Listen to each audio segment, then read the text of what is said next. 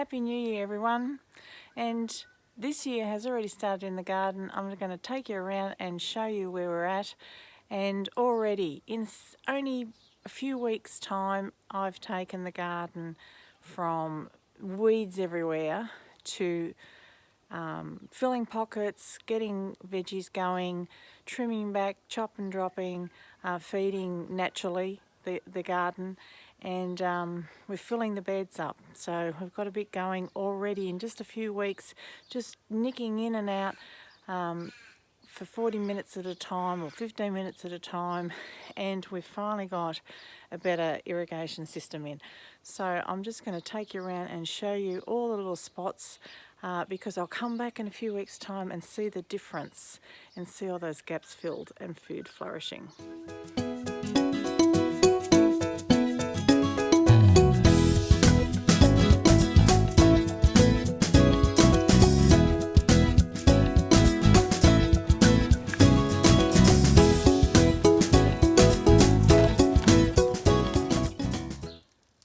I start a lot of my plants from seed, and I collect my seed now too, so that I have even stronger plants that are climatized to my soil. But it's always so exciting to pull out the seeds and start planning what you're going to put where. And I had just so many collected lettuce seeds and carrot seeds and things, so I was able to sprinkle in gaps amongst the garden and liberally, and just hope for the best with those. So they're a time saver.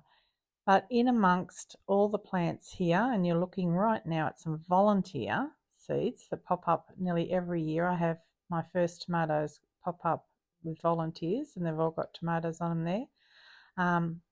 But I planted deliberate seeds, and I also planted collected seeds that I'd collected and ones that I'd bought. So I've put some squash in the gaps here, and as I've opened up these areas, I've not only weeded, but I've also chopped and dropped. So plants around it that were either getting weedy or overgrown or unnecessary. Even I've got plants there that I have to remove eventually, and I used the foliage on them to cut and place over the garden to add mulch. This eventually breaks down, feeds the soil, and adds more humus to the soil. So it is a free way of building up your soil without, rotating compost bins and so forth, and constantly adding mulch to the garden very easily. If you're walking around the garden, you might as well take a pair of secateurs and just chop it and drop stuff in place around your plants as you see the soil opening up and all of that mulch being used up.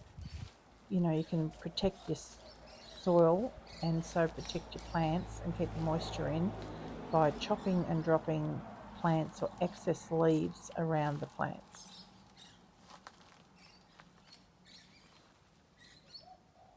I also use sugarcane mulch, organic bagged sugarcane mulch around the plants. So when I don't have enough plants to put around the plants, I use that, and I find that very convenient, and I know there's no herbicides or pesticides used in the growing of a straw type mulch, and so I feel a bit more comfortable using that than anything else.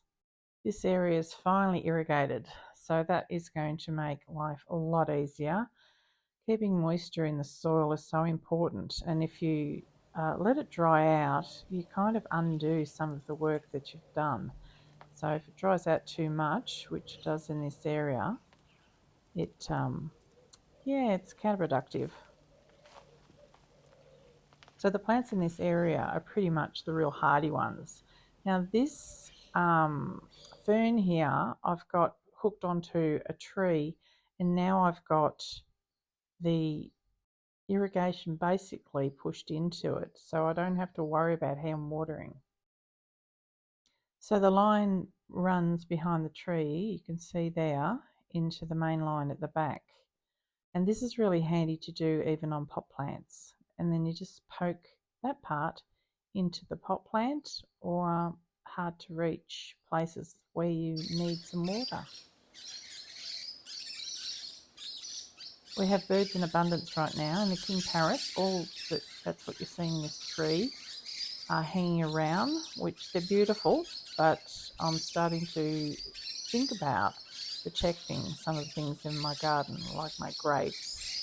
They're taking out our apples, and yeah, it's time to start looking at protecting some of the things in the garden. Now you probably noticed my floppy garden edges there. That is something that I just, finances, I only do a little bit at a time, and pick up some free things and do a little bit more to the garden. But you use what you can, including sticks and just recycled goods. Now underneath my asparagus, and they had finished, I thought, except we found just one little baby here popping up. I thought it was beyond eating anything, but there's one there. But in between the asparagus plants near the drip lines, well, it's not actually a drip irrigation, it's more of a slow sprinkle. I've added nasturtiums, and so I'm hoping to fill up that area in there with nasturtiums, and that's all the chop and drop from the passion vine, which is starting to die where I've cut off the life source, which I'll have to pull out, but I've dropped that underneath the passion fruit. This area is the main two raised garden beds that have been there for quite a while, and every single gap is filled. I've got sweet potato back there, I've got beans started, and I'm going to, as they get a bit bigger, I'm going to poke in some more beetroot and really fill that garden right up. So I prefer to overplant than underplant. When you're just using seeds, it doesn't really cost much or anything if you're saving them. So if things grow too much and take up too much space, you can always just chop and drop with them or transplant while they're young. This is the second garden bed, and that will be pretty full with climbing plants. I've got a cucumber in there. I need to plant more. I'm not sure if I'm a bit late for that, but I'll try. But as I was setting up the gardens, I've overwatered them deliberately, and some of the tomatoes have not responded well. But I'll take those fruits off, and now I can have a more regular watering. I just like to get that mulch really, really watered in, the soil reactivated because it got quite dry underneath. And already when I was digging holes, I could see it responding and worms wriggling around higher up in the soil. Now we're coming up to my Canna edulis, which is the Queensland arrowroot, which is absolutely thriving. This plant is as tall as me now, and I'll be able to move it around the garden and create more. This can be used successfully for chop and drop too. So if you've got too much, you can use the leaves for chopping and dropping, which I do with the ornamental canna around in the alleyway. These are my grapes that I need to protect from the birds. This particular grapevine is only 18 months from cutting, and the strawberries are gone gangbusters. They just love it there. But it's the mulch that does the job. They've spread from underneath my apple tree and inside that wire house. So because they grow so well and they block out weeds, I'm going to use them on borders. Now this canna on the opposite side is in a newer bed and less water, and it's half the size. So it just goes to show that moisture really is key.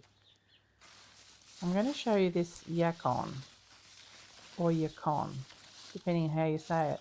I planted a piece in a pot which fell over, and it still kept growing and growing really well. These are beautiful plants, and the tubers are very, very good to eat. They also generously multiply, so to divide them the following season, is pretty easy. My second attempt at growing cassava in Melbourne seems to be going okay at the moment. I've also got a summer breeze strawberry and an arthritis plant and some stevia in this bed. This bed was the potato bed, and I had pumpkins last year in here that volunteered, but it does need filling. Now this is the corner where I buried my little best friend. There's an earlier video about this, and I've decided to keep this fairly ornamental, or edibles that don't need to be dug up. In saying that, there is some yacon at the front there, but I put an avocado tree in there, some yarrow at the base. There's a hydrangea rose behind. The rose will grow over the arbour and make it beautiful. And a currant bush right in the back corner, which will cover the ugly joinery from the people who did the fence. And right on the corner, another canna edulis started. Now this is a cherry tree, although I'm pretty sure it's a sucker from next door. So I'm going to chop and drop the majority of that, but I'm actually unsure what to do with that. Some of it has fallen over and broken from a possum there. But hubby has been around and brush cut right to the ground, which has made it a lot easier for me. And as you can see, we've got some cleanup to do still. We've got a hard rubbish coming up, so anything we can't recycle in the garden can go on that. And then that wire bed is a project for over the next few months. My husband and I plan to build high-rise beds in there, forward thinking and planning for the future, so there's less beds on the ground. Good news is this little creeping fruit plant, which I can't remember the name. Oh yes, I do remember the name. It's kiwiberry. Is growing in there. That has managed to keep growing. I've been trying to get that to grow above a few inches, and it looks like it's happy. Looking from the back of the arbor section where it hasn't been weeded, we've just brush cut, but all in this area I've been planting in there. So there's some hidden seeds, some beans that you can't see yet. I've planted yarrow, and I've started taking plants that I've propagated in pots and actually put them in the ground and begun some of the seeds inside there. I left the pots out last night that I was transplanting in, and I noticed how it's catching water. So I will use the tray there to put some pots in, and they can take up some water and automatically be watered also by the irrigation system.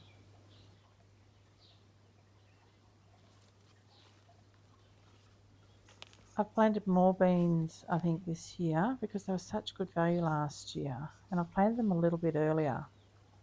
I've just started to hook on to the archway.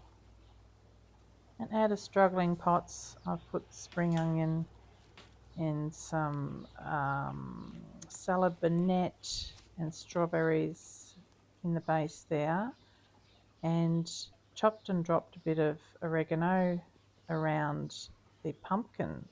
Well, I shouldn't say pumpkin, they're actually spaghetti squash there, which I wanted to transplant yesterday. Some of them because they're growing quite close together and didn't get to it. And up on my veranda, I can finally water because I've run one of those lines right from down here in the garden where the grape is, up onto the veranda, and I don't have to think about this one anymore.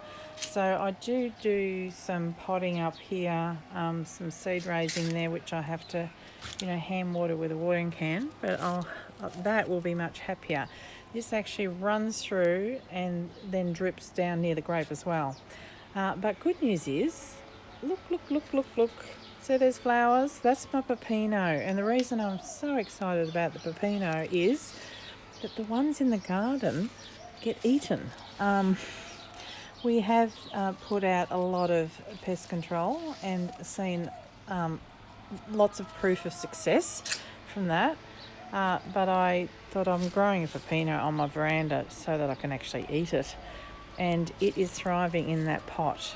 And the only thing I've done to that, that's like old potting mix and just old stuff out of the garden that I filled it up with. But the only other thing that I've done to this to amend it is I tip out water from the kitchen that hasn't got soap in it, that I might have been rinsing dishes. And I also had at one stage a little pot, I've got to put it back in there, but a little pot there that I put kitchen scraps in, and then that and a little top on it, and then it rots down into the soil and automatically feeds it. So I hope you've made a start already, and if not, I'm sure you have plenty of things to do in your garden, but this is one of my nightmare spots that my husband and I are going to work on this year as well. We cannot keep the weeds at bay, and I was unsuccessful pulling the young berries out of this area, so they've refused to leave and refused to grow in the pot that's hiding in there. So they're growing in here. I'm going to have to attempt to do that again, but we're thinking about concreting in here so that I actually can use my greenhouse instead of just dumping stuff in there and closing the door and forgetting the problem doesn't exist. But I show you all these things so that you can see that, you know, gardening is about perfection, it's about progress, and each year my soil improves, each year I pull out food out of my garden. Situations change, my garden's always changing and evolving, but I have a lot of pleasure from it. You know, gardening, lost battery. Gardening is just so much more than harvesting. It's enjoying the wildlife, it's being outside, enjoying the sun. It's a whole lot of other things, as many of you already know. Please, if you've enjoyed this video, found it beneficial, you please like and subscribe and share it around. I very much appreciate it. It would help my channel grow. So thanks for watching, and I'll see you next time.